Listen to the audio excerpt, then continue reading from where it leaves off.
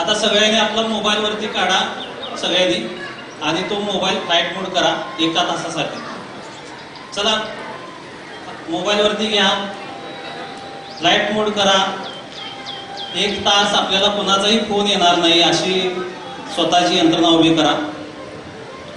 जे कोणी 1 तासामध्ये आपल्याला फोन करतील त्यांनाही लक्षात येईल की माणूस बिझी आहे किंवा कामात आहे. अतिशय महत्त्वाचा विषय आहे. आपलं संपूर्ण लक्ष या विषयाकडे द्यावं अशी आपल्याला विनंती करतो. वर्षावास धम्म परिषदेच्या निमित्तानं आपल्या सर्वांचं हार्दिक हार्दिक स्वागत.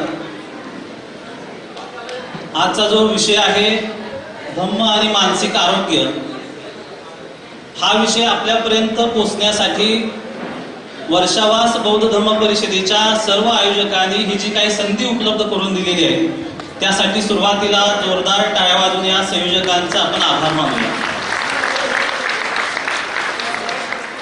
आजचं जे जग आहे ते आपण पाहतो, धावपळीचं जग आहे, तणावाचं जग आहे, दगदगीचं जग आहे. आणि या जगामध्ये एकीकडं मानसिक स्वास्थ्य बिघडत असताना दुसरीकडे मात्र आर्टिफिशियल इंटेलिजन्सचा वापर सुरू झालेला आहे. एआयचा वापर. आज व्हॉट्सअप आपण काढलं तर एआय दिसतं, फेसबुक काढलं तर एआय दिसतं. माणसाची रिप्लेसमेंट होते की काय, अशा काळामध्ये पुन्हा हा विषय आपण चर्चेला घेत आहोत. आणि या धम्म परिषदेनं हा विषय इथं मांडण्याची संधी उपलब्ध करून दिलेली आहे. त्याबद्दल मी त्यांचा अतिशय ऋणी आहे. आपली जी लहान मुलं आहेत त्यांना आपल्या जवळ घ्या. काय होईल, खूप चांगला विषय सुरू आहे, बरोबर ते मुलं डिस्टर्ब करू शकतात. ज्यांची लहान मुलं आहेत आपल्या जवळ घेऊन बसा. एकाग्रतेचा विषय आहे आणि समजून घेण्याचा विषय आहे. त्या अनुषंगाने आपण पुढे जाऊया. 3 वाजलेले आहेत, बरोबर 4च्या दरम्यान मी थांबणार आहे. तोपर्यंत कुणीही चुळबुळ करायची नाही. सगळ्यांचं जेवण झालेलं आहे आणि संपूर्ण लक्ष इकडे द्यायचं आहे. पाठीमागे लोक येतील जातील, खुर्च्या उचलतील बसतील, मुलं इकडे तिकडे जातील येतील. आपलं मात्र संपूर्ण लक्ष ज्या कामासाठी आपण आलोय ते काम समजून घेण्यासाठी करूया. तथागत बुद्धांनी 2500 वर्षापूर्वी आपल्याला जो मार्ग दिला तो मार्ग अत्यंत महत्वाचा होता. बुद्धांचा जन्म होणं म्हणजे या देशातली सगळ्यात मोठी क्रांती होती. एखादा माणूस जन्म घेतो ही काही साधी गोष्ट नाहीये. जन्म होण्यासाठी खूप काही घटना घडाव्या लागतात. पण सामान्य माणसाचा जन्म, बुद्धांनी असं म्हटलंय, जातीपी दुःखा, सामान्य माणसाचा जन्म दुःखकारकच आहे. पण जेव्हा एखादा बुद्ध जन्माला येतो तो बुद्धाचा जन्म मात्र सुखकारक आहे. बुद्धाचा जन्म झाला आपल्याला माहिती आहे लुंबिनी वनामध्ये. राजपुत्र असताना राजवाड्यामध्ये जन्म झालेला नाही. निसर्गाच्या सानिध्यामध्ये पौर्णिमेला जन्म झाला. जणू काही तो सांगत होता की पौर्णिमेचा जो चंद्र आहे त्या चंद्रासारखा मी प्रकाशित होऊन जन्माला आलोय. जन्म झाल्यानंतर या मुलामध्ये जे काही चिन्ह दिसली, जन्मापासूनच हे मूल अतिशय संवेदनशील होतं. लोकांच्या सहवासामध्ये जायचं, लोकांच्या दुःखाची जाणीव त्या मुलाला असायची. एक दिवस त्यांच्या आयुष्यातला अतिशय महत्वाचा वप्रमंगलाचा कार्यक्रम सुरू होता, नांगरणीचा कार्यक्रम सुरू होता, पेरणीचा. आणि त्यावेळी सिद्धार्थ जो बोधिसत्व आहे तो बोधिसत्व एका झाडाखाली शांतपणे बसलेला होता. झाडाची सावली अंगावरती पडलेली होती आणि त्यांना जे प्रथम ध्यान लागलेलं होतं त्या ध्यानाचा उपयोग त्यांना त्यांच्या भविष्यामध्ये झालेला आहे. मी पुढं सांगता आपल्याला म्हणजे स्पष्टीकरण त्याचं देणार आहे. हे काही सुरुवातीच्या गोष्टी आपण या निमित्तानं बघतोय. आणि मग त्यांच्या आयुष्यामध्ये अशा अनेक घडामोडी घडत गेल्या. बाबासाहेबांनी पाण्याचा संघर्ष हे कारण सांगितलं ग्रहत्यागासाठी. पारंपरिक पद्धतीनं अनेक कारणं सांगितली. दुःखाची जाणीव झाली, मृत्यूची जाणीव झाली, आजारपणाची जाणीव झाली. आणि त्यांनी ठरवलं की मनुष्य दुःखात आहे. विचार करा, ज्यासाठी आपण जगतो, घर बांधतो, गाडी घेतो, लग्न करतो, सगळं प्रॉपर्टी मिळवतो, ते सगळं त्यांच्याकडे होतं. 4 महिने एका महालामध्ये राहतील असा एक महाल, 3 ऋतूमध्ये 3 महाल असणारे, दासदासी असणारा असा माणूस जेव्हा स्वतःच्या संपर्कामध्ये गेला तेव्हा त्यांच्या लक्षामध्ये आलं की सगळं काही आहे पण मन माझं मात्र उदास आहे. आणि त्या मनाचा शोध घेण्यासाठी मी पण दुःखी आहे आणि समोरची जनता मी पाहतो ती पण दुःखी आहे, त्याचा शोध घेण्याचा प्रयत्न त्याने केला आणि ठरवलं की हे आपल्याला सोडायचं आहे आणि नवा शोध घ्यायचा आहे. नव्या शोधाचं चिंतन करण्यासाठी ते बाहेर पडले. आणि बाहेर पडल्यानंतर ते 2 महान अशा आचार्यांकडे गेले. त्यातले एक आचार्य होते अलार कलाम. त्या काळातले 2500 वर्षांपूर्वी 7व्या ध्यानापर्यंत मनाच्या अतिशय उच्च अवस्थेपर्यंत पोहोचवणारा हा श्रमण परंपरेतला एक गुरु, त्याच्याकडे गेले, त्याच्याजवळ ते साधना शिकले आणि इतक्या उच्च अवस्थेला ते पोहोचले की आलारकाला म्हणाले की सिद्धार्था तू इथंच थांब, आपण दोघे म्हणून आता सगळ्यांना शिकवूया. सिद्धार्थ म्हणाले नाही, मी अजून मुक्त झालो नाही, मला पुढे जायला पाहिजे. आलारकालामांच्या नंतर उद्धक रामपुत्र नावाच्या आचार्यांकडे ते गेले. 8वं ध्यान त्यांनी प्राप्त केलं. आता आपल्याकडे वेळ कमी असल्यामुळं त्या खोलीमध्ये मी जाणार नाही, 7वं ध्यान काय 8वं ध्यान काय, पण आजच्या जगामध्ये सुद्धा या अवस्थेला पोहोचलेली लोक मिळणं अतिशय दुर्लभ आहे. तिथपर्यंत पोहोचल्यानंतर सुद्धा बोधिसत्व सिद्धार्थाच्या मनात असा विचार आला की अजून काहीतरी कमी राहतं आणि मग त्यांनी आपलं जे लक्ष आहे ते एका दुसऱ्या गोष्टीकडे वळवलं आणि खडतर तपश्चर्येला त्यांनी प्रारंभ केला. आपण पाहिलेलं आहे की अशी त्यांनी साधना केली, छातीच्या बरगडीला हात लावावा तर पाठीच्या कण्याला हात लागावा, पोटाला हात लावावा तर पाठीचा मणका हातामध्ये यावा आणि असे सगळं एक एक दाणा अन्नाचा घ्यायचा, महिन्यातून एकदा जेवायचं, असं करत करत करत त्यांनी शरीराला खूप त्रास दिला, अतिशय काळीचे कष्ट झेलले आणि त्यांच्या लक्षामध्ये हे आलं की हे सगळं करून सुद्धा जीवनामध्ये काही साध्य होणार नाही. आणि मग नव्या प्रकाशाचं चिंतन करण्यासाठी त्यांनी नवा मार्ग चोखाळला आणि त्या नव्या मार्गामध्ये मात्र त्यांच्यासोबत जे 5 लोक साधना करत होते ते 5 लोक त्यांना सोडून गेले. त्या 5 मधला एक जण जो होता तो सिद्धार्थाचं भविष्य सांगायला होता की यानं जर ग्रहत्याग केला तर हा बुद्ध होईल, असं म्हणणारा माणूस सुद्धा त्यांना सोडून गेला की सिद्धार्थ आता साधना भ्रष्ट झालेला आहे आणि सिद्धार्थाचा आता काही उपयोग राहिलेला नाही, तो काही बुद्ध होऊ शकत नाही. ते सगळे सोडून गेले, पण सिद्धार्थाने मात्र ठरवलं जोपर्यंत शरीर आपलं मजबूत होत नाही, शरीर तंदुरुस्त होत नाही, तोपर्यंत आपण मनाला मजबूत करू शकत नाही. जगातला हा पहिला माणूस आहे की शरीराला मनाशी जोडलं बुद्धाने. याच्या आधी शरीराचं अस्तित्व वेगळं, मनाचं अस्तित्व वेगळं. आत्मा नावाची गोष्ट शरीरामध्ये राहते, शरीराला त्रास द्या आणि आत्म्याला जाळा, म्हणजे बाहेरनं शरीर तापवलं की आत्मा तापतो, शुद्ध होतं, अशी जी धारणा होती त्या धारणेला छेद द्यायचं काम सिद्धार्थ गौतमाने बोधिसत्वाने केलं. आणि अन्न ग्रहण केल्यानंतर मित्र जरी सोडून गेले तरी ते सन्मार्गावरनं ढळलेले नाहीत. आणि मग स्वतः त्यांनी साधना केल्या आणि प्रत्येक बौद्ध धर्मामध्ये आपण पाहतो की मारकन्यांचा सामना त्यांना करावा लागला. काय झालं, साधनेला बसल्यानंतर त्यांना त्यांच्या पूर्वायुष्य आठवायला लागलं. विचार करा, दास दासी नोकर चाकर त्यांच्या पायाशी लोळण घालत होते, असा सगळा त्यांचा जो प्रवास आहे आणि जंगलामध्ये एकटे ते साधना करत बसलेले आहेत, असा सगळा प्रवास आहे. यामध्ये लोभ मोह द्वेषादी जे विकार आहेत ते त्यांच्या मनावरती गारुड घालू लागले आणि त्यांना गुंतवून ठेवण्याचा प्रयत्न झाला. आणि तो गुंतवून ठेवण्याचा प्रयत्न झाल्यानंतर मात्र एक दिवस त्यांना बोधीची प्राप्ती झाली. बोधीची प्राप्ती झाली याचा अर्थ काय, सामान्य माणूस जो सिद्धार्थ होता त्या सिद्धार्थाचं रूपांतर बुद्धामध्ये झालं. पहिलं चित्र आपण पाहिलं, सिद्धार्थाचा जन्म लुंबिनी वनामध्ये झाला, पण बुद्धांचा जो जन्म आहे तो उरुवेला या ठिकाणी, बोधगया या ठिकाणी झाला. आणि ही जी काही प्रतीक आहेत ही आपल्या मनातली विकार आहेत. आपण जे काही चित्रांमधून पाहतो याच्यापेक्षाही भयानक अशी आपल्या मनातले विकार आहेत. त्या विकारांवरती त्यांनी विजय मिळवला आणि धम्माचा उगम झाला. धम्म प्राप्त केल्यानंतर पुन्हा त्या 5 लोकांकडे ते परत गेले. आलारकाला पहिले गुरु ते हयात नव्हते, उद्धक रामपुत्र हयात नव्हते, मग त्या 5 लोकांकडे गेले. ते 5 लोक सुद्धा असं म्हणाले की अरे हा सिद्धार्थ साधनाभ्रष्ट झाला नाही, याचं काय ऐकायचं. पण त्यांनी त्यांना एक आठवण करून दिली, मित्रांनो मी तुमच्यासोबत 6 वर्ष होतो, या 6 वर्षाच्या कालावधीमध्ये एक वेळ तर तुम्ही मला असत्य बोलताना अनुभवलंय का. आणि मग त्यांच्या लक्षात आलं की हा माणूस कधी असत्य बोलत नाही. आणि मग काय सापडलं ते त्यांनी आषाढी पौर्णिमेला सांगितलं, त्याला धम्मचक्र प्रवर्तन म्हणतात.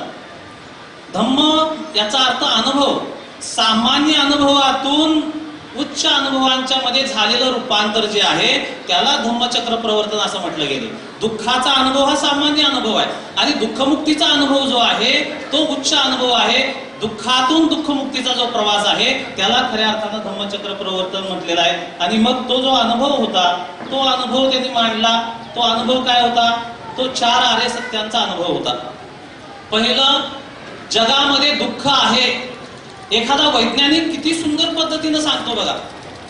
दवाखान्यामध्ये गेल्यावर डॉक्टर पहिल्यांदा काय करतो, विचारतो काय झालेलं आहे आपल्याला. गेलो रे गेलो नाही औषध देत नाही आपल्याला. गेल्याबरोबर तो आपल्याशी हसत बोलत नाही, वा वा वा किती छान दिसताय. तो चौकशी करतो, का चेहरा पडलाय, काय झालंय, काय दुखत आहे, आणि त्याचं निदान करतो. बुद्धाने पहिली गोष्ट सांगितली, जगात दुःख आहे. इतकंच ते सांगून थांबले नाहीत, तर त्या दुःखाच्या कारणांची मीमांसा त्यांनी केली. दुःख आहे तर त्या दुःखाला काहीतरी कारण असायला पाहिजे. कारण सांगून पण ते थांबलेले नाहीत, तर दुःखमुक्ती जी स्वतः बोधी वृक्षाखाली त्यांनी प्राप्त केलेली होती, ते संपूर्ण दुःखातून मुक्त झालेले होते. तुम्हीही दुःखातून मुक्त होऊ शकता, हा आशावाद दिला. तिसरं आर्य सत्य. आणि चौथं आर्य सत्य आहे, दुःखातून मुक्त कसं व्हायचं. दुःखातून मुक्त होण्याचा जो उपाय आहे, तो उपाय त्यांनी दिला. त्या उपायालाच आपण आर्य अष्टांगिक मार्ग म्हणतो. 8 अंगांचा मार्ग, अरियो अठ्ठंगिको मग्गो असं पालीमध्ये म्हटलंय. ज्या मार्गावरून चालत चालत चालत माणूस आर्य बनतो, ज्या मार्गावरून चालत चालत चालत माणूस श्रेष्ठ बनतो, अशी ती 8 अंग. सम्यक दृष्टीपासून ज्याची सुरुवात होते, म्हणजे आपण थिंकिंग प्रोसेस चेंज करतो, ती चेंज झाली की संपूर्ण आपलं आयुष्य चेंज होतं. सम्यक दृष्टीपासून सम्यक समाधीपर्यंत ती जी सगळी अंग आहेत, ती अंग डेव्हलप डेव्हलप डेव्हलप करत आपण दुःखमुक्तीपर्यंत पोहोचतो. हा खऱ्या अर्थानं बुद्धांचा प्रवास होता. याला म्हटलं गेले धम्म. एका शब्दात जर सांगायचं म्हटलं धम्म म्हणजे काय, तर आपण डोळे झाकून सांगितलं पाहिजे, 4 आर्य सत्य म्हणजे धम्म. इतके सोपं आहे. आर्य अष्टांगिक मार्ग म्हणजे धम्म. हा धम्म व्यक्तिगत जीवनाला तर उपयोगी आहेच, पण त्यानं सामाजिक जीवनामध्ये पण आमूलाग्र बदल घडवलेला आहे. बाबासाहेबांनी असं म्हटलेलं आहे, ज्या माणसाला व्यक्तिगत दुःखमुक्ती साध्य करायची आहे त्यानं पंचशिलाचं पालन करावं. ज्याला सामाजिक दुःखमुक्ती साध्य करायची आहे त्यानं अष्टांगिक मार्गाचं पालन करावं. आणि ज्याला नैसर्गिक दुःखातून म्हणजे सगळ्या दुःखातून बाहेर पडायचं आहे त्यानं 10 पारमितांचं पालन करायला पाहिजे. हा बुद्धाने दिलेला आपल्यासाठी मार्ग आहे. याला म्हटलं गेले धम्म. आणि हा जो मार्ग आहे हा कसा आहे, त्यांनी स्वतः सांगितलेला आहे. धम्म कसा आहे, पहिली गोष्ट हा मध्यम मार्ग आहे, ना या टोकाचा ना त्या टोकाचा. सिद्धार्थ गौतम जे होते ते त्यांनी जीवनातलं एक आत्यंतिक टोक अनुभवलेलं होतं. कोणतं, इंद्रियांच्या भोगाचं टोक अनुभवलेलं होतं स्वतः. काय पाहिजे ते खायला, काय पाहिजे ते प्यायला, जे काही आवश्यक आहे, म्हणजे इच्छा केली रे केली की ते मिळणं. आज आपण त्या दिशेनं धावत असतो, ते सगळं त्याने अनुभवलेलं होतं. आपला आजचा प्रवास सुद्धा तसाच आहे. जिभेचे चोचले पुरवणे याच्या पलीकडे माणसाला काही फारसं दिसत नाही. म्हणून सावित्रीबाईंनी म्हटलेलं आहे, माणसामध्ये आणि जनावरांच्या मध्ये फरक कोणता आहे, तर तो ज्ञानामुळे येणारा फरक. बाबासाहेबांनी पण म्हटलेलं आहे, रेडा बैल आणि माणसात फरक काय आहे, रेड्याला आणि बैलाला फक्त खायला प्यायला आणि मुलं जन्माला घालायला कळतं, माणसाला पण ते कळतं. पण माणसामध्ये विकसित बुद्धी आहे, त्याचा जर वापर त्यानं नाही केला, रेड्यामध्ये बैलामध्ये माणसामध्ये कोणताही फरक नाहीये. ही जी गोष्ट आहे, इंद्रियाचे भोग हे जीवनाचं एक टोक. आणि दुसरी जी गोष्ट आहे ते देहदंड, जे 6 वर्ष बोधिसत्व सिद्धार्थाने केलं. अन्न कमी कमी करत गेले.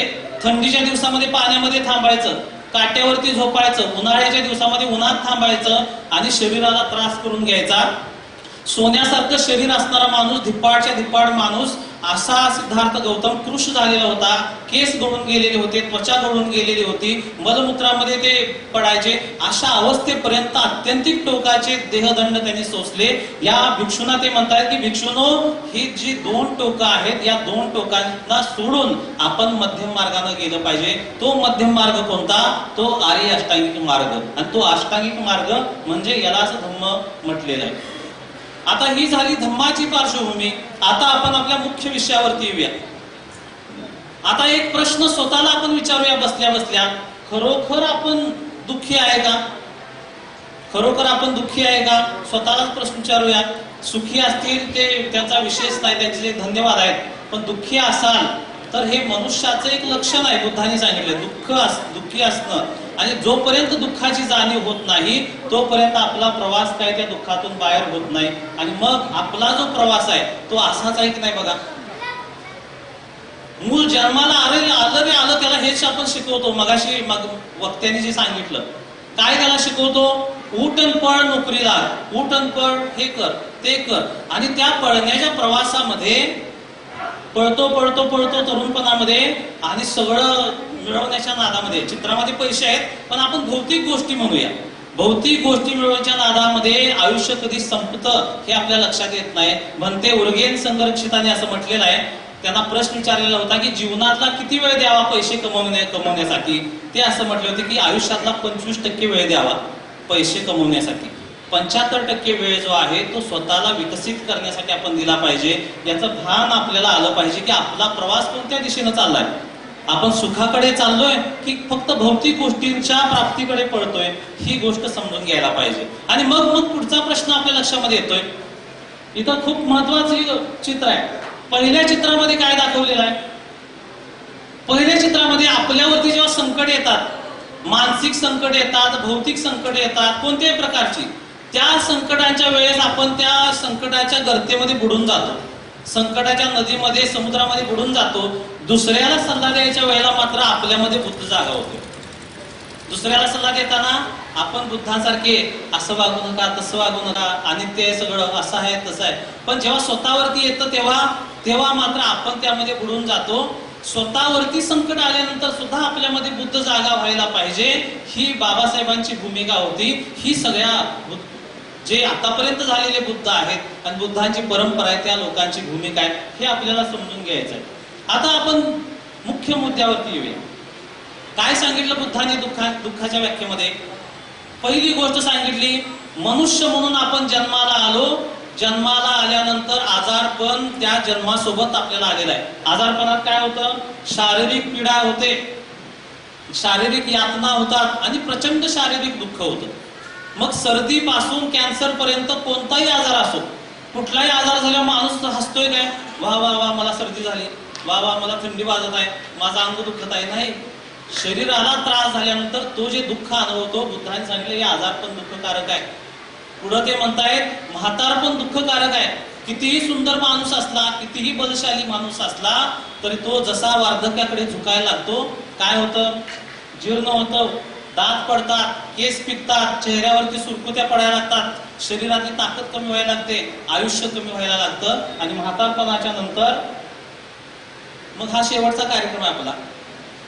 कितीही ज्ञान संपादित करा, कितीही पैसे कमवा, कितीही प्रसिद्धी कमवा, काहीही करा, शेवटचा स्टॉप तिथंच आहे. इंद्रिय संपणार आहे आणि आपल्याला कोणतरी नेऊन जाळणार आहे, कोणतरी नेऊन आपल्याला पुरणार आहे. आता याच्यामध्ये कोणताही बदल आपण करू शकत नाहीये. बुद्धांनी सांगितलं जन्म, आजारपण, म्हातारपण, मृत्यू हे शारीरिक दुःख आहेत आणि याच्यामध्ये कोणताही बदल आपल्याला करता येणं शक्य नाही. हे जसेच्या तसे स्वीकारले पाहिजे, म्हणजे कोणताही मानसिक त्रास आपल्याला होत नाही. आजारी पड, मृत्यू आला, मृत्यूला पण स्वीकारा. मृत्यूला पाहून रडत बसू नका. जे धम्म मार्गावरती जातात ते लोक रडत नाहीत, ते शांतपणे मृत्यूला ग्रहण करतात.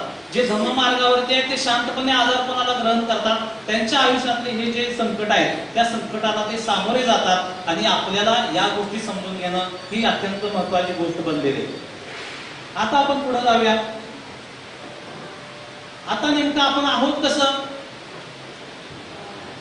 दोन प्रकारचे चेहरे घेऊन आपण सतत वावरत असतो. इथं बसल्यावर पण समजा फॅन बंद असला चेहऱ्यावरची लाईट जाते, फॅन सुरू झाला की चेहरा आपला प्रफुल्लित होतो. म्हणजे बाहेरच्या गोष्टी आपल्याला कंट्रोल कशा करतात बघा. आणि हे आपल्याला कुठून कुठं प्रवास करायचा आहे हे एकदा आपल्याला समजलं की आपला प्रवास सुरू होतो. आता मानसिक दुःखामध्ये पहिली गोष्ट आपण पाहूया, चिडचिडेपणा. चिडचिड का होते? आपलं मन स्थिरच नसतं.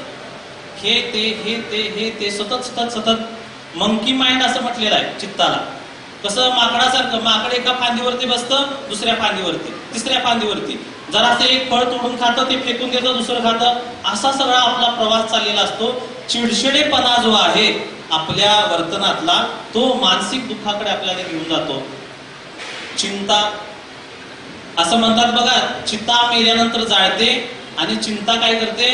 जिवंतपणे माणसाला जाळते. आणि ही चिंता जेव्हा वाढत जाते की नाही, मग त्या चिंतेचं रूपांतर ते एन्झायटी, मी इंग्लिश शब्द आता वापरणार नाही, आपल्याला काय ते दवाखान्याचा क्लास घ्यायचा नाही, पण हे समजून घ्या की हे चिंता वाटणं स्वाभाविक आहे. पण याची वारंवारिता जेव्हा वाढते तेव्हा त्याचं रूपांतर जे आहे ते मानसिक आजारांच्या मध्ये होतं. म्हणून हे समजून घेणं आवश्यक आहे की आपण कुठल्या स्टेजवरती आहोत, काय सुरू आहे आपल्या चित्तामध्ये. नैराश्य, एखादी गोष्ट आपण इच्छा धरतो, ती गोष्ट आपल्यातून साध्य होत नाही, माणूस निराश होतो, डिप्रेस होतो आणि ते डिप्रेशन वाढत वाढत जातं. भीती सर्वात टोकाची भीती किंवा जी मूलता भीती आहे ना, ती मृत्यूची भीती आहे. आपल्याला असं वाटतं, मी हत्तीला घाबरतो, मी लाईटला घाबरतो, मी उन्हाला घाबरतो, मी गाडी चालवायला घाबरतो, हे वाटतं आपल्याला. पण त्याच्या खोलामध्ये आपण गेलो की भीती कशाची असते? मृत्यूची भीती असते. मी मरायला नको ही भीती असते आणि त्या भीतीचं रूपांतर असं वाढत जातं. आणि मानसिक आजारांच्या मध्ये आपण पाहतो, माणसं माणसाला सुद्धा घाबरतात. त्याला ऑटोमॅटिक चित्र दिसतं. आपण म्हणतो ना, भूत लागले, एखाद्या माणसं भूत लागलेलं नसतं, ऍक्च्युअल त्याला प्रोजेक्शन ते दिसत असतं. समोर काहीतरी त्याला दिसत असतं, तो व्यक्ती त्याच्यासोबत बोलत असतो आणि तो घाबरत असतो. आणि ही भीती आपण लहानपणापासून मुलांच्या मध्ये पण पेरतोय. मूल घरातून बाहेर जाऊ नये म्हणून त्याला म्हणायचं बाहेर भूत आहे, म्हणजे त्याच्या लहानपणामध्ये बीजच आपण पेरतो भीतीचं. आणि मोठं झाल्यावरती ते बीज उगवायला सुरुवात होतं. रात्र झाली की मुलं घराच्या बाहेर येत नाहीत. हे समजून घेऊया की हे आपल्याला, या गोष्टी आपल्याला त्रासदायक आहेत. आणि मग याचं रूपांतर निद्रा नाशामध्ये होतं. झोपच लागत नाही, रात्रभर कार्यकर्ता जागा, काय झालंय?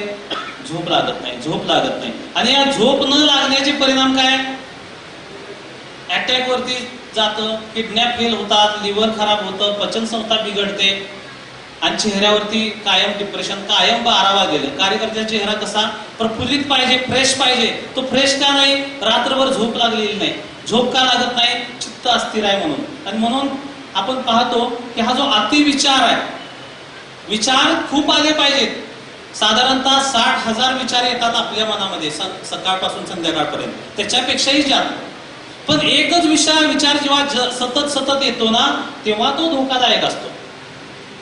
60,000 वेगवेगळे विचार आले ना, तर तो माणूस चांगला विचारवंत होईल, कदाचित तो बुद्ध पण बनू शकल. पण एकच विचार 60,000 वेळा जर आला तर मग विषय संपला.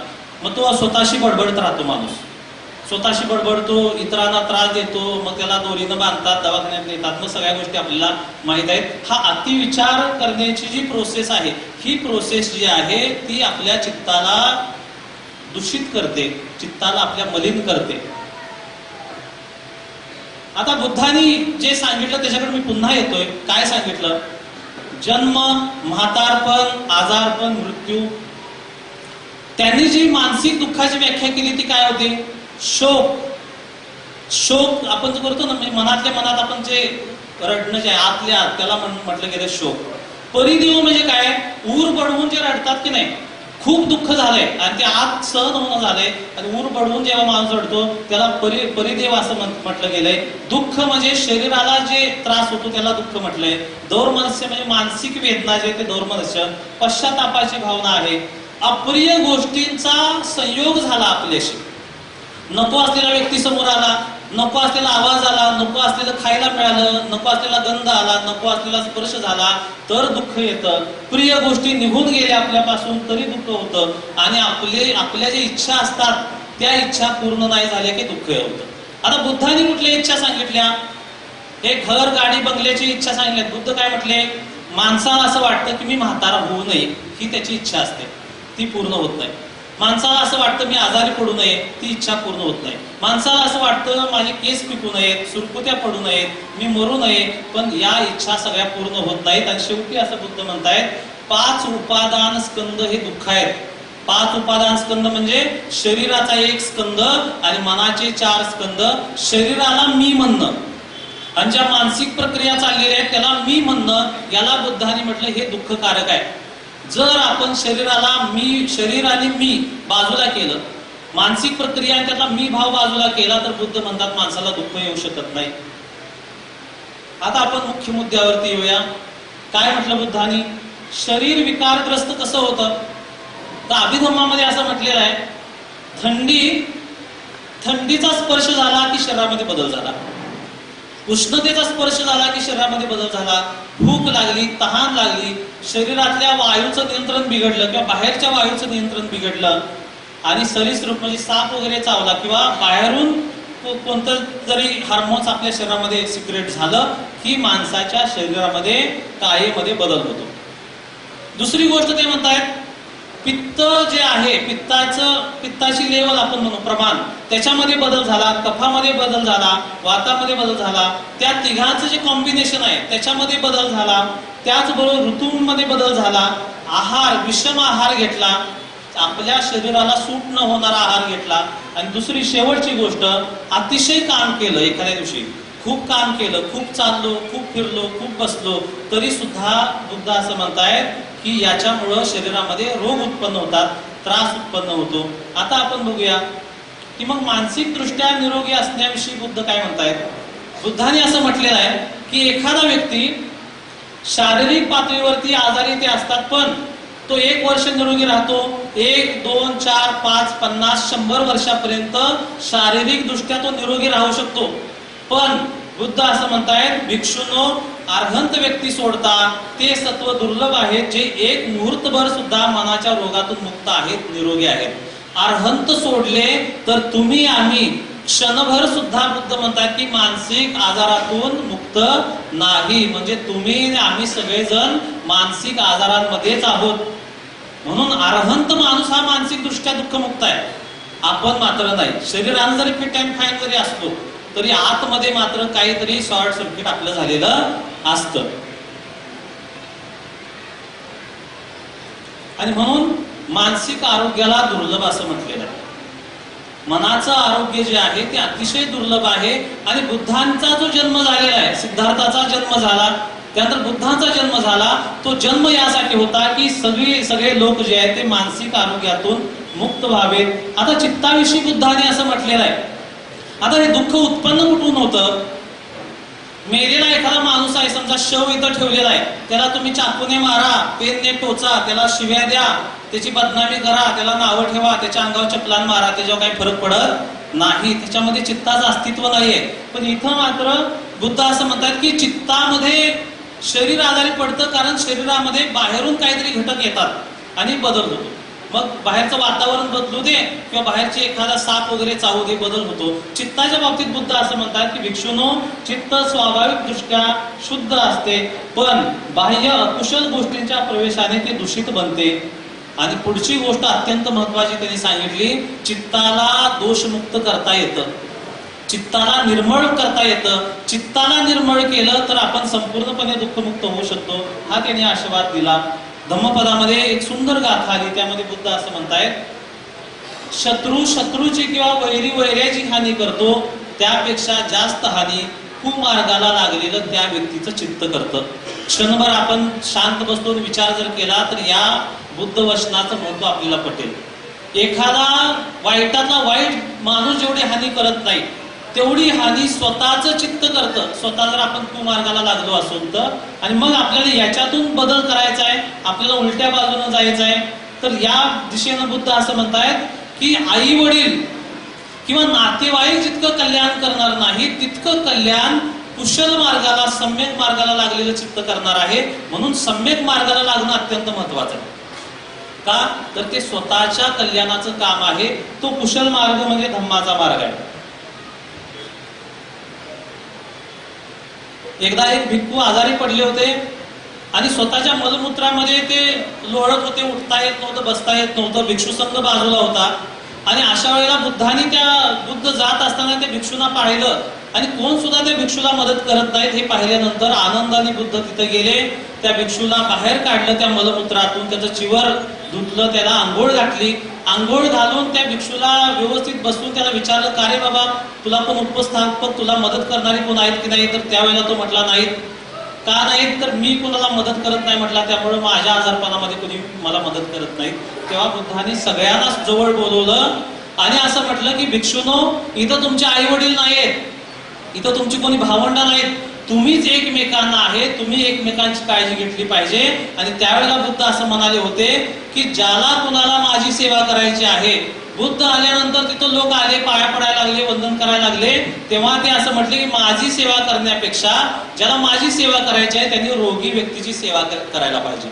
रोगी व्यक्ती डबल रोगी असतो, एक तर शरीर रोगग्रस्त झालेलं असतं ते असतं आणि मानसिक दृष्ट्या सुद्धा तो डिप्रेशन मध्ये असतो, मानसिक दृष्ट्या पण दुःखामध्ये असतो. मग बुद्धांची सेवा करणं, बुद्धांची पूजा करणं याचा अर्थ काय आहे, त्या रोगी माणसाची पण सेवा करणं हे बुद्धांनी त्यांच्या आयुष्यातून आपल्याला दाखवलेलं. आता आपण बुद्धांनी ज्या गोष्टी सांगितल्या त्या गोष्टींकडे येऊया. मग बुद्ध आपल्याला स्वतःकडे येण्यासाठी प्रवृत्त करतायत. स्वतःची ओळख काय? आपल्याला विचारलं स्वतःची ओळख काय, तर आपण सांगतो माझं नाव अमुक अमुक आहे, माझं गाव अमुक अमुक आहे, माझं शिक्षण आहे, किंवा एखादा मोठ्या हुद्द्यावरती असेल, मोठ्या पदावरती असेल, उद्योजक असेल, तो त्याची बाह्य ओळख सांगतो. बुद्धाने त्याची स्वतःची ओळख काय सांगितली? बुद्ध असं म्हणतात की आपलं मूळ अस्तित्व दोन गोष्टींनी बनलेलं आहे. पहिली गोष्ट आहे शरीर आणि दुसरी गोष्ट आहे मन, बॉडी अँड माइंड. आणि त्या शरीरामध्ये संवेदना उत्पन्न होत आहेत. शरीराच्या अवयवांकडे जेव्हा आपण पाहतो ते त्याच्यामध्ये सुखद, दुःखद आणि न्यूट्रल प्रकारच्या 3 संवेदना निर्माण होतात. आणि त्यानंतर चित्त म्हणजे इमोशन्स जे आहेत ते इमोशन्स, आणि त्याच्यानंतर आहे थॉट, त्याला धम्म म्हटलंय. म्हणजे काया, वेदना, चित्त आणि धम्म या 4 प्रकारे तथागत बुद्धांनी आपल्या अस्तित्वाचं रूप दिलेलं आहे. आपलं अस्तित्व म्हणजे काय, तर या 4 गोष्टी, या 4 गोष्टींमध्ये जेव्हा आपण बदल घडवणार आहे त्या गोष्टी आपल्याला सुखदायक होणार आहेत. आता मन असा जेव्हा आपण विचार करतो तेव्हा मन म्हटलं की आपल्या समोर मेंदूचं चित्र नजरेसमोर येतं पडदिशी. आणि बऱ्याच लोकांना वाटतं की मन कुठं असतं, इथं ब्रेन मध्ये म्हणजे कवटीमध्ये ते असतं. पण तशी गोष्ट नाहीये. जिथं जिथं संवेदना आहे तिथं तिथं आपल्याला मन जाणवतं. म्हणजे पायाच्या तळव्यांपासून डोक्याच्या केसापर्यंत जिथं जिथं जाणीवांचा प्रवास आहे किंवा जाणीवांचा प्रवाह आहे, जिथं जिथं जाणीव आहे तिथं तिथं मन काम करतं. हे बुद्धांनी 2500 वर्षांपूर्वी सांगितलं. म्हणून बुद्धांच्याकडे पाहताना आपण एक संशोधक या नजरेनं बघूया. म्हणजे मानसशास्त्रातले म्हणजे कॉग्निटिव्ह सायकोलॉजी मधला जगातला पहिला शास्त्रज्ञ बुद्ध आहे. म्हणजे धार्मिक आध्यात्मिक क्षेत्रातले तर ते आहेत, पण सायकोलॉजी मधले पण पहिले शास्त्रज्ञ कोण आहेत तर ते बुद्ध आहेत. कारण बुद्धांनी या गोष्टी आपल्याला सांगितल्या.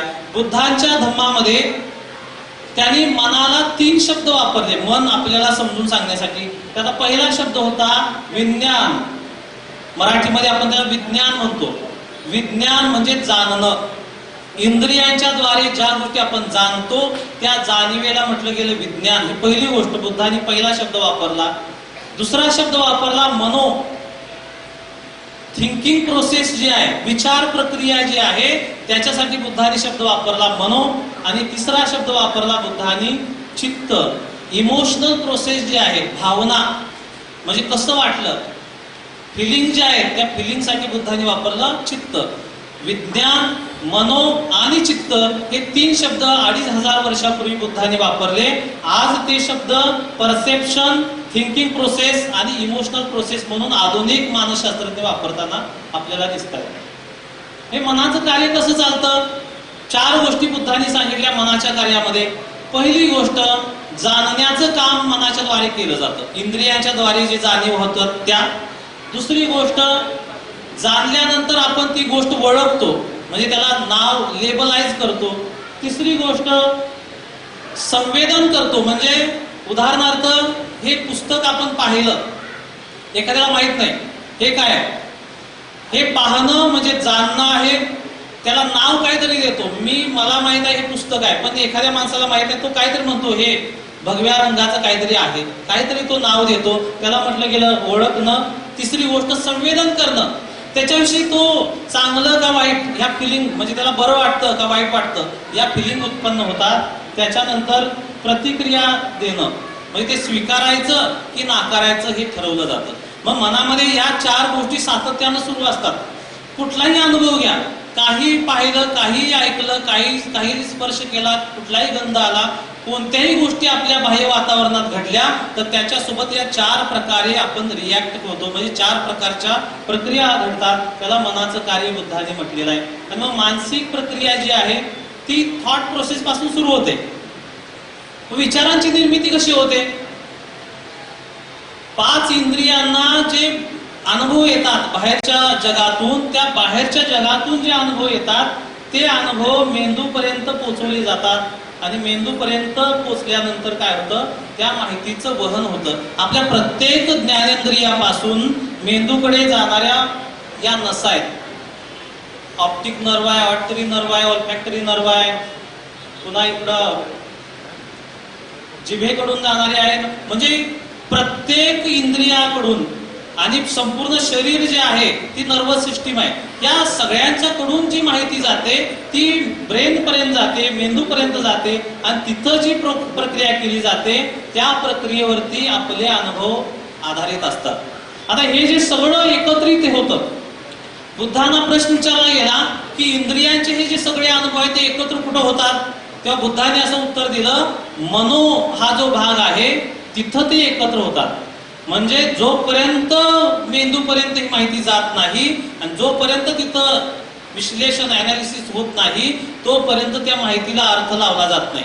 माहितीला अर्थ लावण्याचं काम मनोविज्ञान करतं, म्हणून मनोविज्ञान अत्यंत महत्वाचं आहे. बौद्ध धम्माच्या परिभाषेमध्ये आपण ऐकलं असेल, धम्मामध्ये 6 इंद्रिय मानली गेली, 5 इंद्रिय नाहीत, 5 भौतिक इंद्रिय आणि 6वं इंद्रिय मन. जोपर्यंत मनोविज्ञान काम करत नाही तोपर्यंत आपल्याला जाणीव होत नाहीत, म्हणून मन अत्यंत महत्वाचं आहे. त्याच्याकडे बुद्धांनी लक्ष द्यायला आपल्याला सांगितलेलं आहे. आणि मग अनुभवांना बुद्धांनी प्रतित्य समुत्पन्न म्हटलेलं आहे. आपोआप एखादा अनुभव आपल्याला येत नाही, अनुभव येण्यासाठी अनेक गोष्टी कारणीभूत होतात. इथे एक उदाहरण बघा, सूर्यप्रकाश आहे, तो कुत्र्याच्या अंगावरती सूर्यप्रकाश पडलेला आहे, प्रकाश पडलेला आहे आणि त्याची किरण जी आहे ती डोळ्यापर्यंत आलेली आहे. आता डोळा पण पाहिजे, एखादी वस्तू पाहिजे, प्रकाश पाहिजे आणि त्याच्यासोबत चक्षु विज्ञान उत्पन्न व्हायला पाहिजे. म्हणजे केवळ रूप असून चालणार नाही, केवळ डोळा असून चालणार नाही, प्रकाशही पाहिजे आणि त्या दोघांच्या संयोगानं चक्षु विज्ञान उत्पन्न झालं पाहिजे, तेव्हा एखादी गोष्ट आपल्याला दिसते. हे बुद्धाने सांगितलं. अशीच गोष्ट कानाच्या बाबतीत, अशीच गोष्ट जिभेच्या बाबतीत, अशीच गोष्ट त्वचेच्या बाबतीत, अशीच गोष्ट नाकाच्या बाबतीत, 5ही इंद्रियांच्या बाबतीत बुद्धाने असं म्हटलेलं आहे, अनुभव जो आहे तो कारणाने उत्पन्न झालेला आहे, कारणाशिवाय कुठलाही अनुभव उत्पन्न होत नाही. आणि मग कारणाशिवाय जर अनुभव उत्पन्न होत असेल तर त्याला म्हटलं गेले मानसिक अनारोग्य. समजते का? कारण नसताना जर अनुभव उत्पन्न होत आला तर समजायचं की आपलं बिघडलेलं आहे. काहीच कारण नाही, आपल्याला भूत दिसायला लागलेलं आहे, समजायचं आपल्याला दवाखान्यात जायची गरज आहे. काहीच कारण नसताना छातीत धडधड व्हायला लागलेली आहे, समजायचं की काहीतरी बिघडलेलं आहे. कारण असेल, वाघ समोर आलेला आहे, छातीत धडधडत आहे, इट्स ओके, ते बरोबर आहे. पण वाघ समोर आलेला नसताना जर छातीत धडधड होत असेल तर समजायचं की कारणाशिवाय ते उत्पन्न झालेलं आहे. कारणाशिवाय एखादी गोष्ट जेव्हा उत्पन्न होते तेव्हा ती गोष्ट म्हणजे भ्रम असते. भ्रम म्हणजे मानसिक विकार आहे. हे बुद्धाने सांगितलं. खरं तर आपण बाहेर एखादी गोष्ट पाहतो, आपल्याला वाटतं बाहेर आपण प्रतिक्रिया देत आहे, पण बाहेर प्रतिक्रिया दिली जात नाही, ती ऍक्च्युअल प्रतिक्रिया आपल्या मनामध्ये दिली जाते. आतमध्ये सगळं चाललेलं असतं. आपण बाहेर पाहतो पण प्रतिक्रिया देण्याचं काम आतमध्ये होतं. बाहेरून चांगला आवाज आला, आतल्या आत आपल्याला गुदगुल्या होतात की नाही, तशी गोष्ट आहे. बाहेर एखादा माणूस काहीतरी शिव्या देत असतो आणि आतमध्ये आपण जळत असतो. ते का तर आपण इथं मेंटल इमेज तयार केलेली असते आणि तिथं प्रतिक्रिया देण्याचं काम केलं जातं. म्हणून विचार तयार होतात, विचारांच्या सोबत भावना उत्पन्न होतात आणि मग भावनेनंतर वर्तनामध्ये त्याचं रूपांतर होतं. आणि विचार, भावना आणि वर्तन या तिन्ही मधला जेव्हा बॅलन्स जातो तेव्हा त्याला म्हटलंय मानसिक दृष्ट्या आपण आजारी पडलो. विचार सुस्पष्ट आहेत, भावना सुस्पष्ट आहेत, क्लिअर आहेत आणि वर्तन चांगलं आहे की नाही, तर तो म्हणायचा मानसिक दृष्ट्या निरोगी माणूस. बुद्धांनी मग त्याच्याकडून जे परिणाम येणार आहेत ते चांगले असणार आहेत. बघा, मनामध्ये मंगल विचार आला, भावना मैत्रीची उत्पन्न झाली आणि वर्तनाने एखाद्याला आपण मदत केली तर त्याचा परिणाम काय होईल? परिणाम चांगलाच होणार आहे. आणि विचारच बिघडले, इमोशन्स बिघडल्या, वर्तन बिघडलं तर परिणाम त्याचा वाईट होणार आहे, दुःखाकडे जाणार आहे. यालाच बुद्धांच्या भाषेमध्ये असं म्हटलेलं आहे, वर्तनामध्ये आपण जेव्हा चेंज आणतो, आपल्या शरीराला नियंत्रित करतो, जिभेला नियंत्रित करतो, त्याला म्हटले गेले शील. भावना शुद्ध करतो आपल्या, लोभाची भावना काढतो, द्वेषाची भावना काढतो, मोहाची भावना काढतो, तिरस्काराची भावना काढतो, मत्सराची भावना काढतो, त्याला म्हटलं गेलंय समाधी. आणि जेव्हा विचारांमध्ये सुस्पष्टता येते त्याला म्हटलं गेले प्रज्ञा. म्हणजे आज जे शास्त्रज्ञ सांगतायत, सायकोलॉजिस्ट काय सांगतायत, विचार क्लिअर करा. बुद्धाने तेव्हा सांगितलं प्रज्ञा. बुद्धाने असं म्हटलेलं आहे, नातेवाईकांची हानी झाली, भौतिक संपत्तीची हानी झाली तर डझंट मॅटर, त्याचं काही महत्व नाही. प्रज्ञेची हानी झाली तर मात्र सगळ्यात जास्त धोकादायक आहे. सर्वात जास्त हानी कुठली? प्रज्ञेची. आणि सर्वात चांगली वृद्धी कुणाची? प्रज्ञेची. शील समाधी प्रज्ञेचा मार्ग बुद्धाने आपल्याला सांगितला. आणि या सगळ्यांच्या मध्ये एक संतुलन असायला पाहिजे. ते संतुलन जर आलं तर आपण मानसिक दृष्ट्या निरोगी होऊ शकतो, हे बुद्धाने सांगितलं. आता हे सगळं आपलं बाह्य जग आहे. आपण इथं बसल्यापासून घरात जेव्हा जाणार आहे, घरात पासून इतर कामावरती जाणार आहे, हे बाह्य जग आपल्याला सुटका नाही आहे. बाहेर आपल्यासोबत कोणी वर्तन करणारे बुद्ध नाही आहेत. चांगलंच वागतील आपल्यासोबत, चांगलंच बोलतील. बाह्य जगातनं सगळी संकट आपल्यावरती येणार आहेत. बाह्य जगातनं सगळे प्रॉब्लेम्स आपल्यावरती येणार आहेत. बाह्य जगाला आपण रिॲक्ट कसे करतो, हे सगळ्या अडचणी आपल्या समोर आहेत, सगळ्या जबाबदाऱ्या आपल्या समोर आहेत.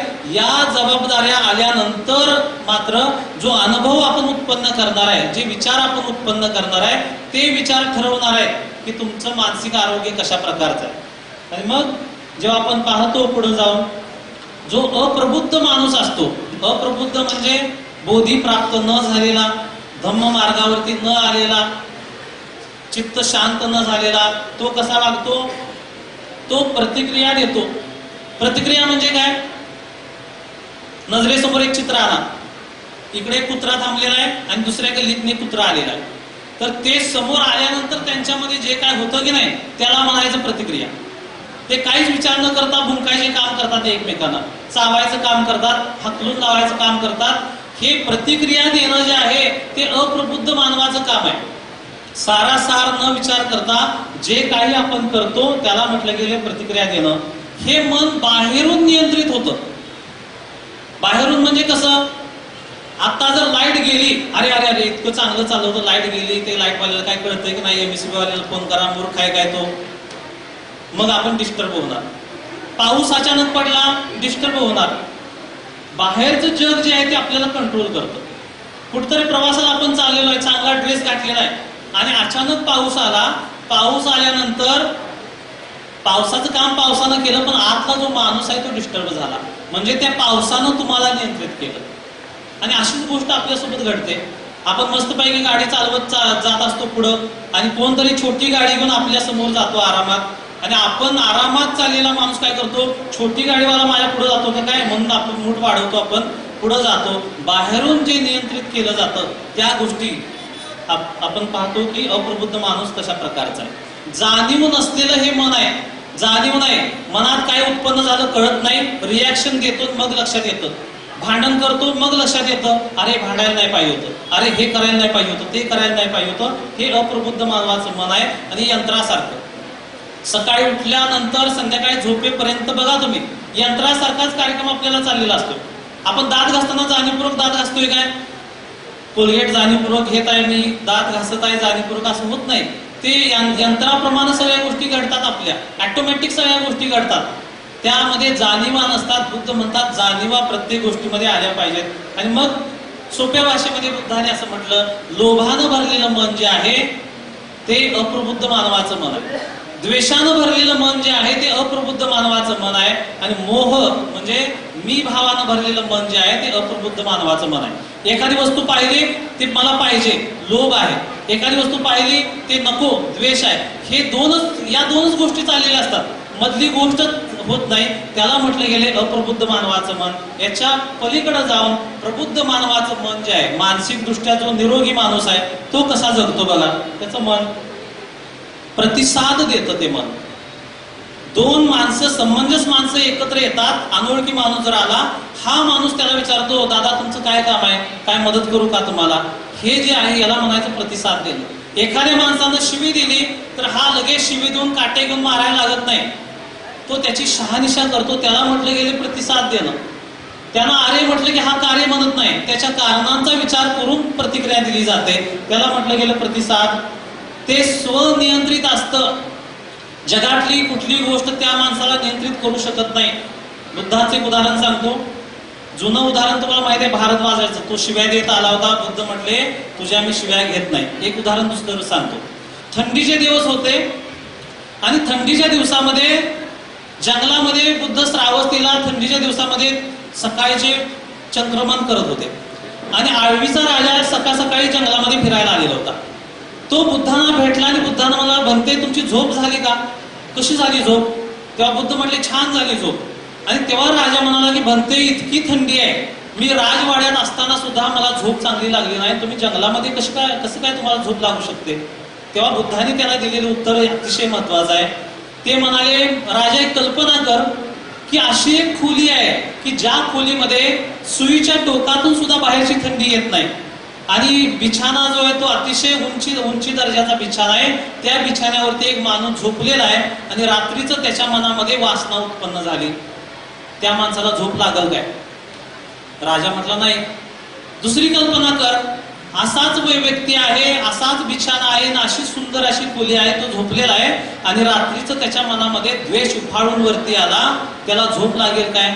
तर तो म्हटला नाही. तर म्हटले माझा द्वेष सगळा संपलेला आहे, माझ्यातला लोभ सगळा संपलेला आहे, कणभर सुद्धा द्वेष शिल्लक नाही, कणभर सुद्धा लोभ शिल्लक नाही. त्यामुळे बाहेर थंडी असो की उष्णता असो मला काही फरक पडत नाही, शांतपणे झोप लागते.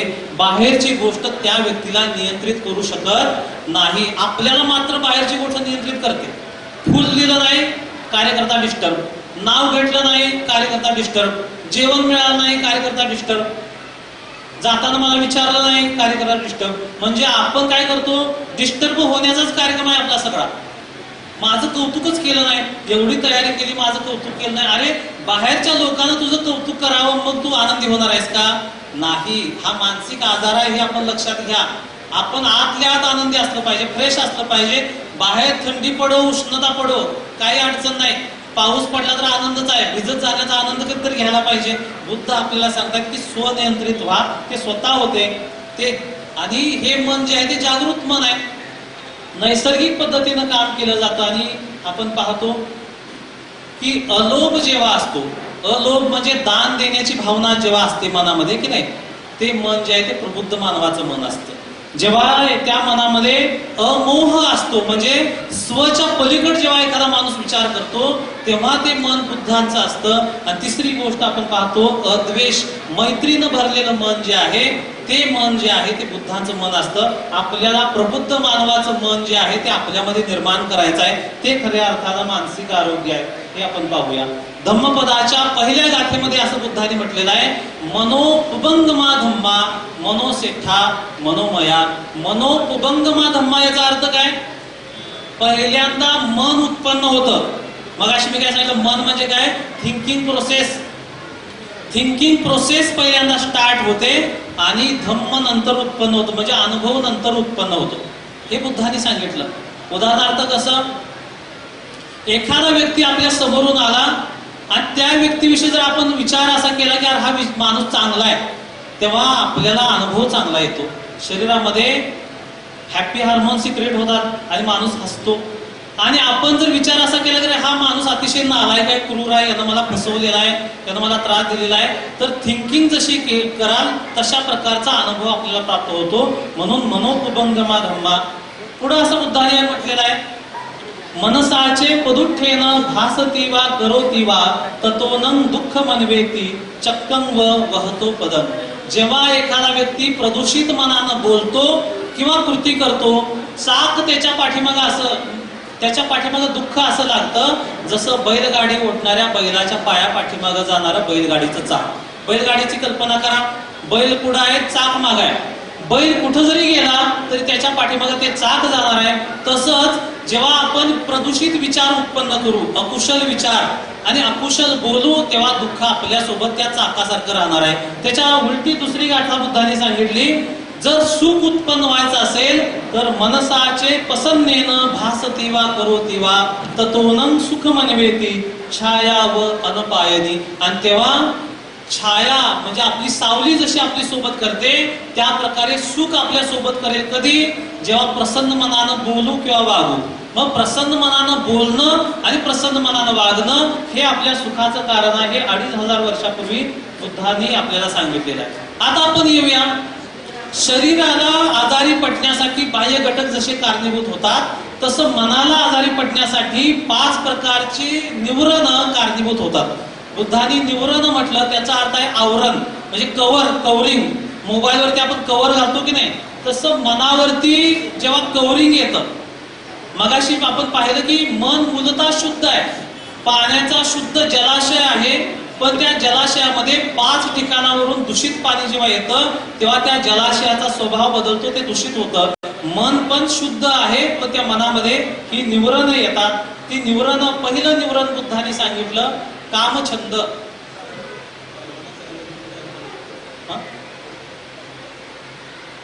10 मिनिटं. पहिलं निवरण जे आहे ते कामछंद. इंद्रिय तृष्णा जेव्हा उत्पन्न होतात तेव्हा मन चलबिचल होतं, मनाचा तोल बिघडतो. बुद्धांनी त्याला रंगीत पाण्याची उपमा दिलेली आहे. इंद्रिय तृष्णा आपल्याला भुलवणारे असतात, पण त्याच्यामध्ये आपलं प्रतिबिंब आपण पाहू शकत नाही त्या पाण्यामध्ये, अशी गोष्ट आहे. दुसरी, त्याचा उपाय पण बुद्धांनी सांगितला. आता माझ्याकडे वेळ कमी आहे, 10 मिनिटांमध्ये मी संपवतो, त्यामुळे स्पीडनं मी घेतो. आपण समजून घ्या. आपण विचार जे करतो 2 प्रकारे. एक, आपण चित्रांच्या स्वरूपात विचार करतो आणि शब्दांच्या स्वरूपात विचार करतो. उदाहरणार्थ, धम्म परिषदेला यायचं तर इमेज तयार होते तिथली किंवा व्हॉट्सअपला बघितलेली, आणि आपण विचार करतो परिषदेला जायचंय, फुलेवाडीला जायचंय. 2 प्रकारे हे चाललेलं असतं. तिथं काय म्हटलेलं आहे की हे चित्र चेंज करा. कामछंदाचं चित्र आलं तर ते काढून टाका आणि दुःख, अनित्य, अनात्म याच्याकडे आपल्या चित्ताला वळवा. आपण कामछंदातून हळूहळू बाहेर येतो. दुसरी गोष्ट, त्यातून पण आपण सुधारणा होत नसेल आपली तर आत्मलज्जा उत्पन्न करा. अरे तू एवढा चांगला माणूस आहे असं का वागतोयस? नसेल तर परलज्जा उत्पन्न करा. अरे लोक तुला काय म्हणतील, आणि मग चांगलं वागण्याचा आपण निश्चय करूया. पुढं, व्यापाद. द्वेष येतो उकळलेल्या पाण्यासारखा, त्याच्यामध्ये प्रतिबिंब आपल्याला पाहता येत नाही. त्याचा उपाय बुद्धांनी सांगितला, इतरांचा विचार करायला पाहिजे. द्वेषानं स्वतःची हानी होते, इतरांची, मला कोणी शिवी दिली तर मला त्रास होणार आहे, दुसऱ्यालाही त्रास होणार, तो विचार आपण केला पाहिजे आणि मैत्रीची भावना विकसित केली पाहिजे. नसेल तर आत्मलज्जा आणि परलज्जा उत्पन्न केली. अरे द्वेष केला तर लोक तुला काय म्हणतील, हा विचार आपण केला पाहिजे. तिसरं आहे हीनमिद्द, आळस. बरेच लोक मगापासून काही जणांनी झोप काढली, काही लोक झोपेत आहेत, गुंगीत आहेत. शरीर आपल्याला झोपवतं, शरीर नाही झोपलं तर मन तरी आपल्याला झोपवतं. राहू दे, हे ऐकायला राहू दे, कारण बौद्धिक गोष्टी ऐकायची आपल्या मनाला सवय नाही. आपल्याला 10 तास उन्हात काम करायला लावलं तर आपले लोक काम करतील, आपले म्हणजे सामान्य सगळे. पण 2 तास आपल्याला ऐकायचं म्हटलं तर आपला मेंदू आपल्याला साथ देत नाही. बुद्धाने याला सगळ्यात मोठा अडथळा म्हटलेला आहे. अपमादो अमृतम पदम. बुद्धाने म्हटले अप्रमाद हे अमृताचं पद आहे, जागृती, आणि पमादो मच्छुना पदो. प्रमाद जो आळस आहे तो मृत्यूचं पद आहे, आणि मृत्यूकडे आपण चाललोय का हे पाहायला पाहिजे. आळसामध्ये राहून शेवाळलेल्या पाण्यासारखी अवस्था आहे. त्याच्यावरचा उपाय काय सांगितलाय, मेंटल इमेज चेंज करा. साप जर अंगावरती पडल्यावर माणूस जसा उठतो की नाही, तसा आळस झटकून दिला पाहिजे माणसानं. का? आपण मरणार आहे हे माणसाला ज्ञात असलं पाहिजे, मरणाची स्मृती केली पाहिजे, बुद्ध धम्म संघ शील यांचं स्मरण केलं पाहिजे, आहारावरती नियंत्रण केलं पाहिजे. जो माणूस जास्त जेवतो तो जास्त आळशी बनणार, कमी जेवला, मर्यादित जेवला तर त्याचं शरीर चांगलं राहणार. शरीर चांगलं राहिलं की मन पण चांगलं बनणार आहे. पुढचा विकार जो आहे बुद्धाने सांगितला, उद्धच्च कुकुच्च, उद्विग्नता आणि कुकृत्य. उद्विग्नता म्हणजे काय, एका ठिकाणी बसवतच नाही. इथं बसला तिथं बसायचं, मोबाईल काढायचा, पेन काढायचा, हे लिहायचं ते लिहायचं, इथं जा तिथं जा, एका ठिकाणी चित्त स्थिर नाही, याला म्हणायचं उद्विग्नता. आत असं उकळत असतो माणूस. आणि कुकुच्च म्हणजे काय, पूर्वी काहीतरी वाईट केलेलं आहे ते सारखं मनामध्ये येतं, मेमरीज येतात चुकीच्या, आणि त्या दृष्टीने तो डिप्रेशन मध्ये असतो. त्यामुळे चित्त अशांत असतं. असे लोक धम्माकडे येत नाहीत, कारण बसवतच नाही. मग म्हणाले ते ध्यान वाईटच आहे. बाबासाहेबांनी कुठं ध्यान सांगितलं, ध्यानानं काय होतंय का? अडचण असती कार्यकर्तेची, याला बसवत नसतं. पण ते टाकायचं बाबासाहेबांवरती, टाकायचं चळवळीवरती, हा अत्यंत महत्वाचा अडथळा आहे. हलणाऱ्या पाण्याची उपमा दिलेली आहे बुद्धांनी. आणि मग याला काढायचं कसं, वर्तमानात जगायचं हे बुद्धांनी सांगितलं. आनापान सती समाधीची भावना करायची हे सांगितलं. आपल्याकडे वेळ नाही. आणि शेवटचा अडथळा आहे तो विचिकिच्छा, गढूळ पाण्यासारखा आहे. अंधारात ठेवलेलं गढूळ पाणी, शंका कुशंकेनं भरलेलं मन. खरोखर बुद्धत्व प्राप्त झालं असेल काय, खरोखर धम्मानं प्रगती होते काय, खरोखर धम्मानं वागणारी माणसं शांत असतात काय, या शंका उत्पन्न होतात. याला गढूळ पाणी असं म्हटलेलं आहे. दुसरी गोष्ट, आपलं जे युद्ध चाललेलं असतं, हृदय एका बाजूला चाललेलं आहे आणि मेंदू एका बाजूला चाललेला आहे. थिंकिंग प्रोसेस एका बाजूला ओढते आणि इमोशनल प्रोसेस एका बाजूला ओढते. सकाळी गजर लावतो आपण, सकाळी लवकर उठायचं, व्यायामला जायचं, गजर वाजतो आणि भावना हवी होतात, हृदय हवी होतं, गजर बंद करतो आणि झोपतो. आणि याला म्हटलं गेले विचार म्हणजे विचिकिच्छा.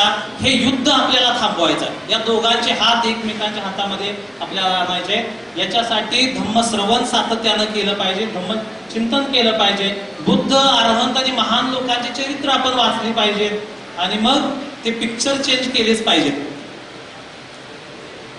आता हा माणूस कसा असतो, शेवटचे 5 मिनिटं, तर हा मानसिक निरोगी माणूस जो आहे तो स्वतः आनंदी असतो आणि इतरांच्या जीवनामध्ये तो आनंद पेरतो. आपल्याला थोडा सराव घ्यायचा होता पण आपल्याला वेळ नाही. पण थोडा वेळ आपण शांत बसायला पाहिजे. घरी गेल्यावरती शांत थोडा वेळ बसा आणि या सगळ्या गोष्टी ज्या ऐकलेल्या आहेत त्याचं आपण चिंतन करूया. जस्ट बघूया स्वतःला, काय आहे माझं अस्तित्व, मी शांत आहे, अशांत आहे, दुःखी आहे, सुखी आहे, उद्विग्न आहे, बेचैन आहे, काय नेमकं चाललेलं आहे स्वतःमध्ये. आणि हा प्रवास आपल्याला करायचा आहे. स्मृतीपूर्वक श्वास घेणं, स्मृतीपूर्वक श्वास सोडणं, याला बुद्धाने आनापान सती असं म्हटलेलं आहे. जगातले सगळे जे सायकोलॉजिस्ट आहेत, जगातले सगळे धार्मिक उपदेशक आहेत, ते आनापान सती साधनेला प्रमुख ठेवून काम करताना आपल्याला दिसत आहेत. ही जगातली सगळ्यात टॉपची साधना आहे. याच्या साह्यानं लोक बरे होतात. याच्या साह्यानं सिद्धार्थाचे बुद्ध बनले. आपल्यालाही हा मार्ग संपादायचा आहे. आणि दुसरी गोष्ट, मनामध्ये सगळ्या विश्वाविषयी मंगल कामना निर्माण करायच्या.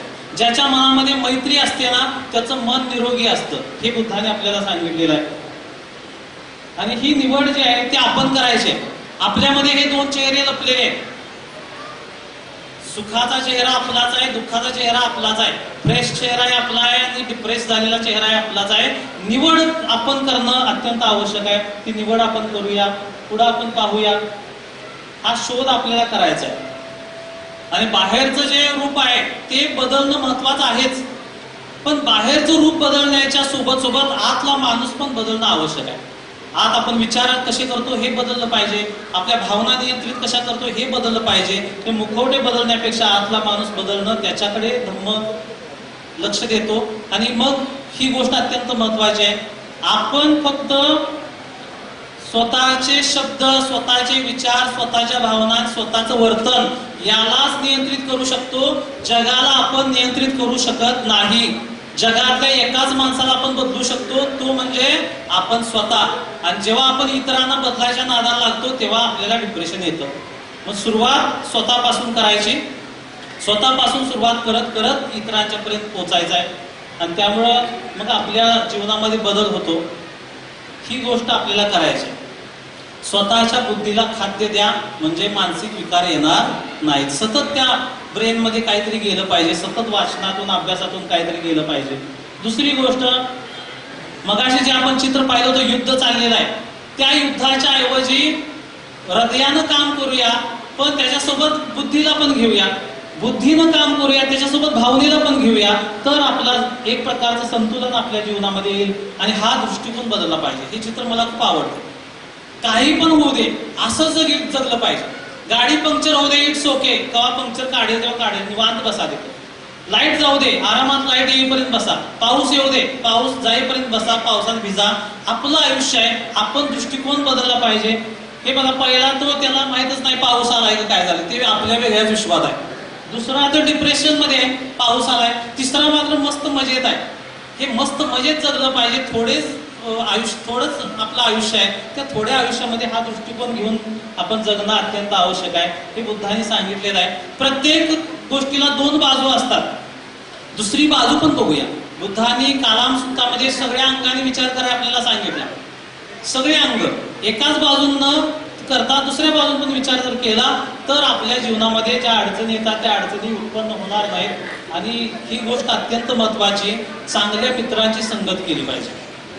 कल्याण मित्रांची संगत, एक चांगला कल्याण मित्र असेल की नाही ते शेकडो बोगस मित्रांच्या पेक्षा श्रेष्ठ आहे. म्हणून चांगले मित्र निवडून चांगल्या मित्रांच्या सहवासामध्ये राहिलं पाहिजे. असेवनाच बालानंद पंडितानंद सेवना बुद्धाने म्हटलं. मूर्खाच्या सहवासापासून दूर राहा आणि शहाण्यांची संगत करा. प्रसंगी एकटे चला पण मूर्खाच्या सहवासात राहू नका असं बुद्धाने म्हटलेलं आहे. ती गोष्ट आपल्याला मानसिक स्वास्थ्याकडे घेऊन जाईल. मग हे सगळं आता आपण ऐकलं, याचा फायदा काय होईल असं जर आपण वागलो तर पहिले आपण काय करत होतो, कोण काय म्हणाल ते सगळं वेचायचो. तू नालाय काय, होय मी नालाय काय, मग डिप्रेशन मध्ये तुला काय जमत नाही, तुझा काय उपयोग नाही, तुझ्या हातनं काय होणार नाही, आणि हे सगळं आपण वेचून घेत होतो. आता नाही, आता आपण काय झालेलं आहे, मजबूत झालो. जर धर्म आपल्याला असेल तर लोक काय कर म्हणतात त्या लोकांच्याकडून आपण नियंत्रित होत नाही. आता ते वार परतून लावतो आपण आणि मग असे शूरवीर योद्धे होतो. बुद्धाला वीर असं म्हटलेलं आहे, महावीर असं म्हटलेलं आहे त्रिपिटकामध्ये बुद्धांना. कारण ते लोक काय म्हणतो, तुम्ही स्टुपिड आहे, लुजर आहे, तुला जमणार नाही, तुला तयार करता येणार नाही. तो माणूस नाही म्हणतो माझ्यामध्ये क्षमता आहे, मी करून दाखवितो. मार पण बुद्धांना म्हटला होता बोधीप्राप्तीच्या वेळेला, हे उठ इथनं. बुद्ध म्हटले उठणार नाही, तर बसायची माझी जागा आहे आणि मी ते माझ्या कष्टानं कमवलेलं आहे. या गोष्टी आपण समजून घेऊया. मानसिक स्वास्थ्याची बौद्ध धर्मातली ही व्याख्या.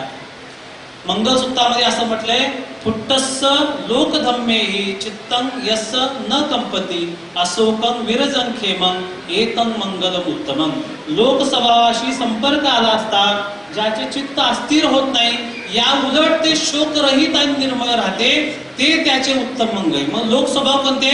जीवनात कधी यश येईल, कधी अपयश येईल, कधी लोक निंदा करतील, कधी स्तुती करतील, कधी लाभ होईल, कधी हानी होईल, आणि कधी दुःख येईल, कधी सुख होईल. काहीही झालं तरी शोकरहित आणि निर्मळ चित्ताची अवस्था जर आपण प्राप्त केली तर त्याला उत्तम मंगल म्हटलेलं आहे. आणि हे आपल्याला मानसिक आरोग्याच्या दृष्टीनं अत्यंत आवश्यक आहे.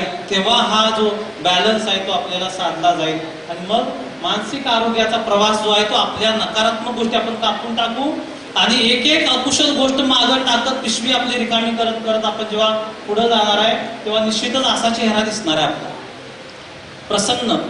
नाहीतर मग चेहऱ्यामध्ये डोक्यामध्ये काय शॉर्ट सर्किट सगळी आग लागलेली आहे असे लोक वावरतात. त्याच्याऐवजी अशा प्रकारे प्रसन्न चेहरा आपला जर तयार झाला तर एकट्यासाठी तो महत्वाचा नसेल तर सगळ्यांसाठी ती गोष्ट अत्यंत महत्वाची असेल.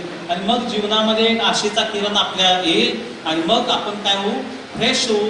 आपण फ्रेश झालो, आपण मानसिकदृष्ट्या निरोगी झालो ना तर जग पण निरोगी होणार आहे. बुद्धांनी पहिल्यांदा स्वतःला करेक्ट केलं, स्वतःला दुरुस्त केलं आणि स्वतः दुरुस्त होऊन इतरांना दुरुस्त होण्याचं काम त्यांनी केलेलं आहे. तर शेवटी मी एवढंच तुम्हाला सांगेन की अर्थपूर्ण जीवन जे आहे ते अर्थपूर्ण जीवन कशा प्रकारे जगायचं आहे. शरीराला आपल्या निरोगी ठेवायचं आहे, नियंत्रित ठेवायचं आहे, चांगलं ठेवायचं आहे आणि आपल्या मनाला चांगलं हेल्दी ठेवायचं आहे. शरीर चांगलं बनवलं, मन चांगलं बनवलं तर आपलं जीवन हे सुखी समाधानी होणार आहे. इतकंच या निमित्तानं बोलतो. आपल्या सर्वांना दीर्घायुष्य आणि उत्तम आरोग्य लाभो अशा मनोकामना व्यक्त करतो आणि थांबतो. जय भीम. धन्यवाद. धन्यवाद.